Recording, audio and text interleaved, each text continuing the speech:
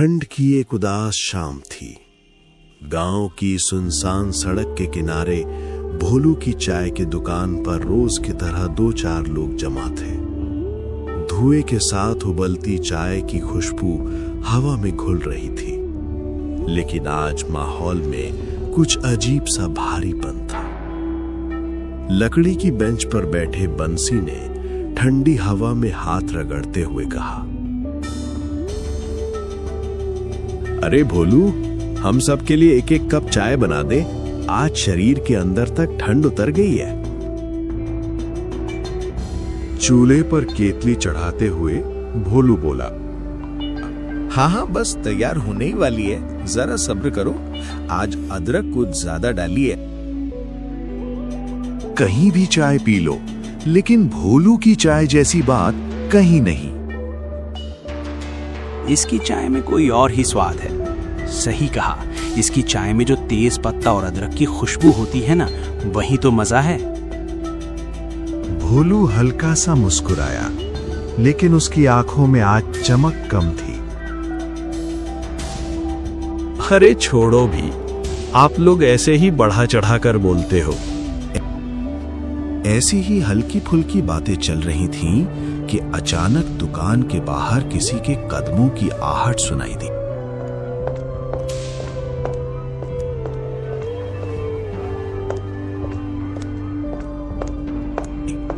ठंडी हवा के साथ सन्नाटा और गहरा हो गया। अरे देखो, दीनानाथ जी आ रहे हैं। अरे आइए आइए, इधर बैठिए। दीनानाथ जी, जो गांव के पुराने शिक्षक थे, उनकी आंखों में हमेशा की तरह गंभीरता थी। तुम लोग यहीं जमे हो? और कहां जाएंगे? दिन भर की थकान के बाद भोलू की चाय पीना जरूरी होता है। भोलू, दीनानाथ जी के लिए भी एक कप बना दे।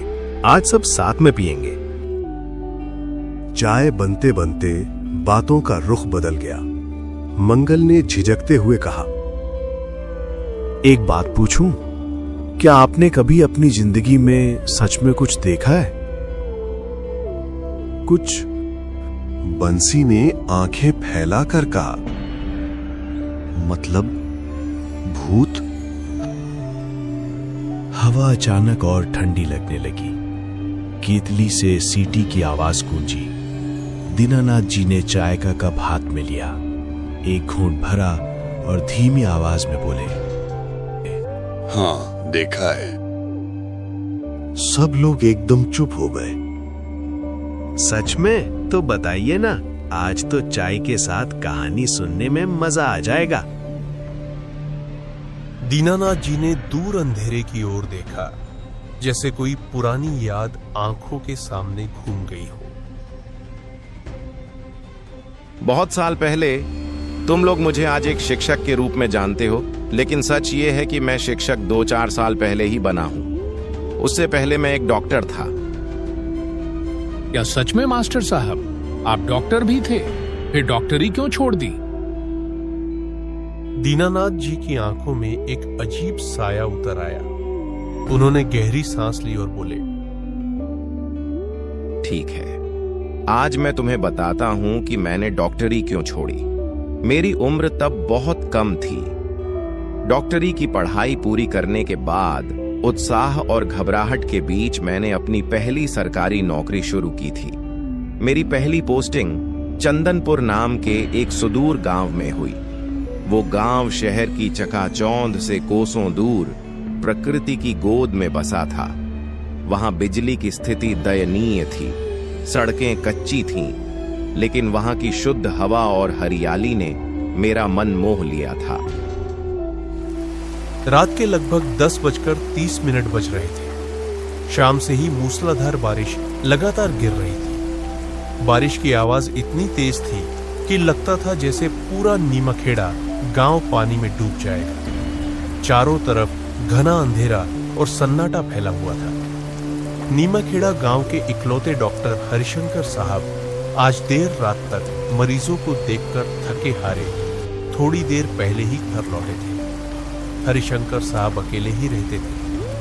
दिन भर की भागदौड़ और बीमारों की चीख पुकार ने उनका शरीर तोड़ दिया था।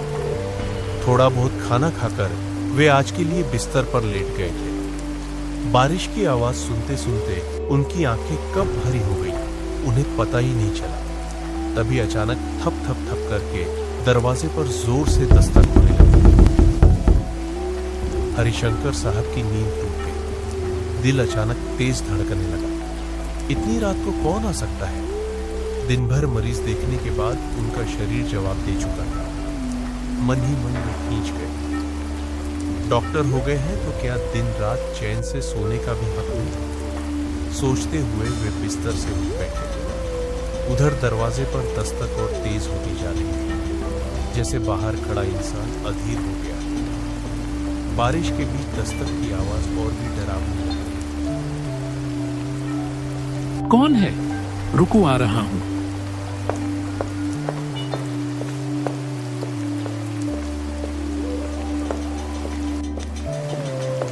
नींद में डगमगाते कदमों से वे दरवाजे तक पहुंचे और जैसे ही दरवाजा खुला, ठंडी हवा का एक तेज झोंका अंदर घुसाया। दरवाजे के बाहर गांव का ही एक आदमी खड़ा था। उसका चेहरा बारिश से भीगा हुआ था, कपड़े चिपके हुए और आंखों में एक अजीब सा डर साफ झलक रहा था। बारिश की धार उसके कंधों से नीचे गिर रही थी, लेकिन वो इंसान जैसे ठंड और पानी को महसूस ही नहीं कर रहा था। हरिशंकर साहब उसे देखकर और भी बेचैन हो गए।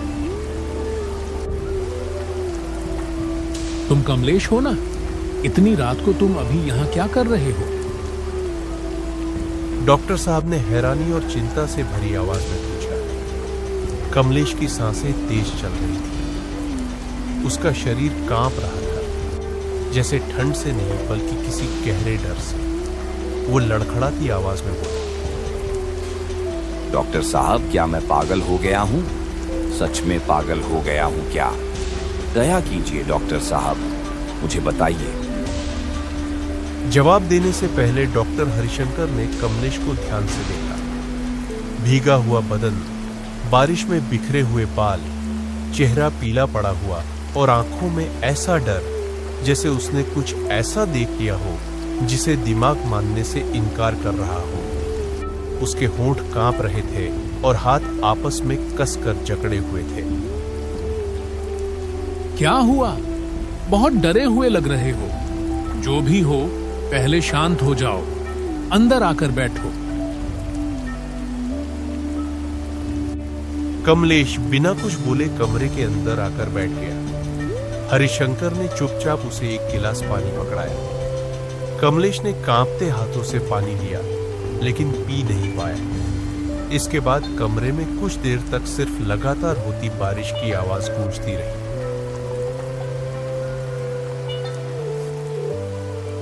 बाहर अंधेरा और भीतर एक अजीब सी भारी खामोशी फैल गई। डॉक्टर साहब कमलेश को गौर से देखने लगे। उसके चेहरे के हाव भाव बता रहे थे कि वो बेहद घबराया हुआ है, इतना ज्यादा कि अभी उसके मुंह से कुछ निकलना मुश्किल लग रहा था। डॉक्टर ने मन ही मन सोचा, ये डर झूठा नहीं, कुछ ना कुछ जरूर हुआ है। थोड़ा संभलते ही ये खुद ही अपनी कहानी बताएगा। कुछ देर बाद कमलेश ने गहरी सांस ली और धीमी कांपती आवाज में बोलना शुरू किया।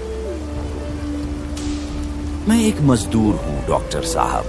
इस गांव से उस गांव खेतों में काम करता रहता हूँ। उसकी आवाज के साथ उसकी आंखें भी अतीत में खोने लगी। आज के गांव में जगत सेठ के घर से बुलावा आया था। वहां दिन भर काम चला। काम खत्म करते करते काफी रात हो गई। फिर जब मैं वापस इस गांव की तरफ आया तो जंगल के रास्ते चलते चलते अचानक तेज बारिश शुरू हो गई। उसने कांपते हाथों को देखा, जैसे अभी भी उस बारिश को महसूस कर रहा है। इतनी जोर से बारिश होने लगी कि पैदल घर पहुंचना मुश्किल हो गया। चारों तरफ अंधेरा, रास्ता दिखना बंद हो गया। मैं बस यही सोच रहा था कि कहीं थोड़ी देर सिर छुपाने की जगह मिल जाए। यही सोच ही रहा था, तभी गांव के आखिरी सिरे में वो पुराना घर दिखा। लेकिन हैरानी की बात जानते हैं डॉक्टर साहब? कमलेश की आवाज अचानक और धीमी हो गई, जैसे शब्द गले में अटक रहे हो। उस घर में तो कोई रहता ही नहीं है। गांव में सब जानते हैं डॉक्टर साहब, जंगल के बीच गांव के आखिरी सिरे पर वो जो पुराना घर है ना, वहां आज तक किसी इंसान को रहते हुए किसी ने नहीं देखा। जो लोग वहां रहते थे वो तो बहुत साल पहले ही मर चुके हैं, लेकिन उसी घर में मैंने एक लालटेन की रोशनी देखी। कमरे में अचानक सन्नाटा और गहरा हो गया। बाहर बारिश की आवाज और तेज लगने लगी। गांव के आखिर में जंगल के बीच उस पुराने घर में रोशनी, वहां इंसान कैसे हो सकता है डॉक्टर साहब? मैंने तो आज तक सुना ही नहीं कि वहां कोई रहता हो। मैं उसी घर की तरफ बढ़ जा रहा था। कमलेश के माथे पर पसीना आ गया, जबकि बाहर ठंडी हवा चल रही थी। मैंने दरवाजे पर खड़े होकर आवाज दी, कोई है? इस घर में कोई है? मेरी आवाज खुद मुझे अजीब लग रही थी, जैसे जंगल भी सुन रहा हो। अचानक पीछे से एक अजीब सी औरत जैसी आवाज सुनाई दी। उस आवाज में ठंडक भी थी और कुछ ऐसा जो रीढ़ के अंदर तक उतर जाए। यह सुनकर कमलेश एकदम रुक गया। उसके कदम जैसे वहीं जम गए। धीरे धीरे उसने पीछे मुड़कर देखा। उसके सामने वही औरत खड़ी थी। चेहरे पर कोई भाव नहीं, आंखें स्थिर, सीधे उसकी आंखों में झांकती हुई। क्या आप अपने परिवार के साथ रहते हो? कमलेश की यह बात सुनकर वो औरत कुछ नहीं बोली, बस बिना पलक झपकाए कमलेश की आंखों में घूरती रही। उस घूरने में सवाल नहीं था, जैसे कोई इंसान नहीं कोई चीज उसे देख रही हो। जी, आपने मेरे सवाल का जवाब दिया। क्या यह घर आपका है? मैं सच में बहुत मजबूर हूं। काम करते करते कब रात हो गई पता ही नहीं चला, और जब अपने गांव के लिए निकला तो तेज बारिश शुरू हो गई। अब इस तूफानी रात में जाने की कोई जगह नहीं है मेरे पास। बस आज की रात इतनी सी जगह दे दीजिए रुकने के लिए। सुबह होते ही मैं चुपचाप चला जाऊंगा। उसकी आवाज में थकान और बेबसी साफ झलक रही थी। कुछ पल तक औरत खामोश रही। बाहर बारिश और तेज हो गई थी। बिजली की हल्की चमक में उसका चेहरा और भी अजीब लग रहा था। फिर उसने धीमी सपाट आवाज में कहा, मैं समझ सकती हूँ, ऐसी रात में किसी को भी बाहर नहीं रहना चाहिए। ठीक है, अगर चाहो तो आज की रात यहीं रुक जाओ। बारिश अब भी नहीं थमेगी और बाहर जो है वो इंसानों के लिए नहीं है। उसकी आखिरी बात सुनकर कमलेश के दिल में हल्की सी सिहरन दौड़ गई, लेकिन उस पल सिर पर छत मिलना ही सबसे बड़ी राहत थी। वो औरत मुड़ी और अंदर की तरफ चलने लगी। कमलेश ने हिचकिचाते हुए कदम बढ़ाए।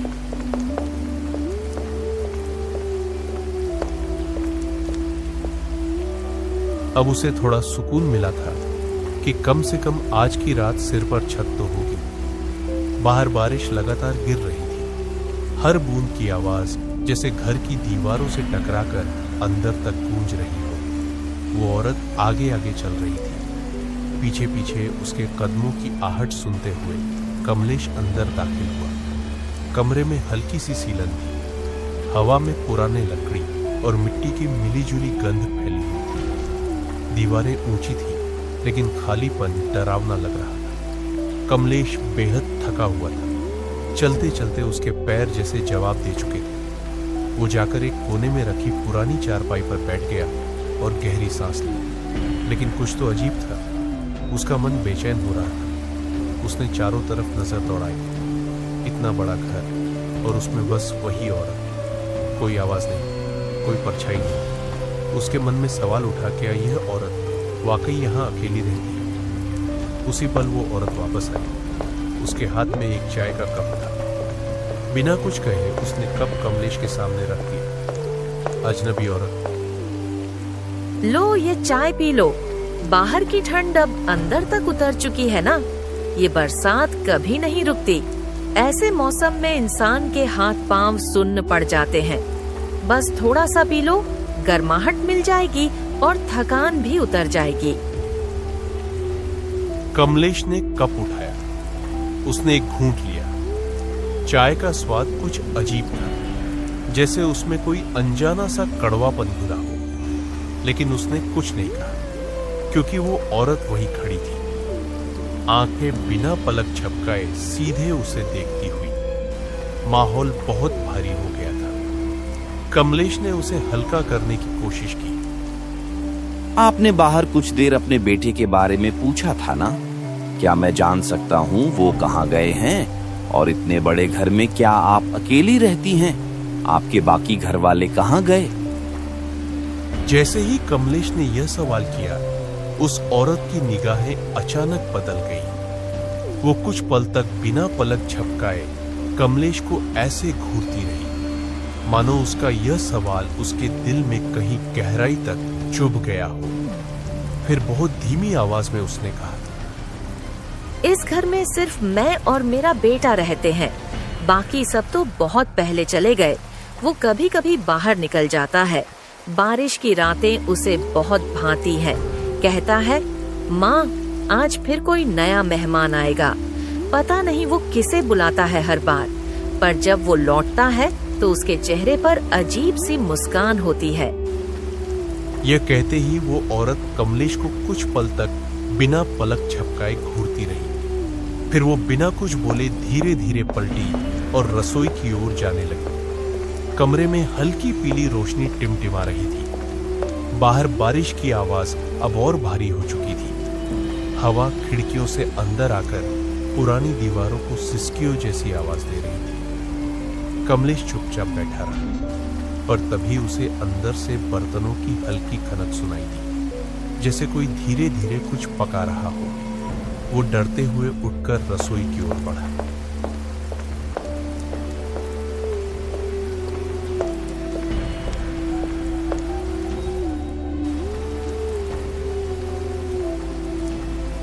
कमलेश जैसे ही रसोई घर के अंदर पहुंचा, उसके कदम वहीं के वहीं रुक गए। उसकी सांस जैसे गले में अटक गई। चूल्हे के पास वही औरत आराम से खाना पका रही थी, जैसे सब कुछ बिल्कुल सामान्य था। आग की लपटें उसके चेहरे पर अजीब अजीब साए बना रही थी। लेकिन तभी कमलेश की नजर जमीन पर चली गई। वही चूल्हे के पास मिट्टी से सने फर्श पर 2-4 कटे हुए सिर पड़े थे। उनकी आंखें खुली थी, जैसे अभी भी किसी को देख रही हो। कमलेश का शरीर कांप उठा। उसके मुंह से चीख निकलने ही वाली थी कि उसी पल उस औरत की नजर कमलेश पर पड़ी। अरे, वो मैं अपने बेटे के लिए खाना बना रही थी। सुबह से उसने कुछ नहीं खाया। कमलेश और भी डर गया। वो डरती आवाज में बोला, लेकिन ये कटे हुए सिर यहाँ पर क्या कर रहे हैं? मुझे बहुत डर लग रहा है। इसमें डरने की क्या बात है? मेरा बेटा ये सब खाना खाता है। उसे मनुष्य का मांस खाना अच्छा लगता है। तुम जाओ बाहर। मेरा बेटा खेल रहा है, उसे बुला कर लाओ। लेकिन बाहर तो मैंने किसी बच्चे को नहीं देखा। जितना बोला उतना करो। जाओ जाकर मेरे बच्चे को बुला कर लाओ। कमलेश बहुत डर गया और वो जल्दी से बाहर गया। बाहर इधर उधर खोजने पर भी बच्चा कहीं पर भी नहीं दिखा।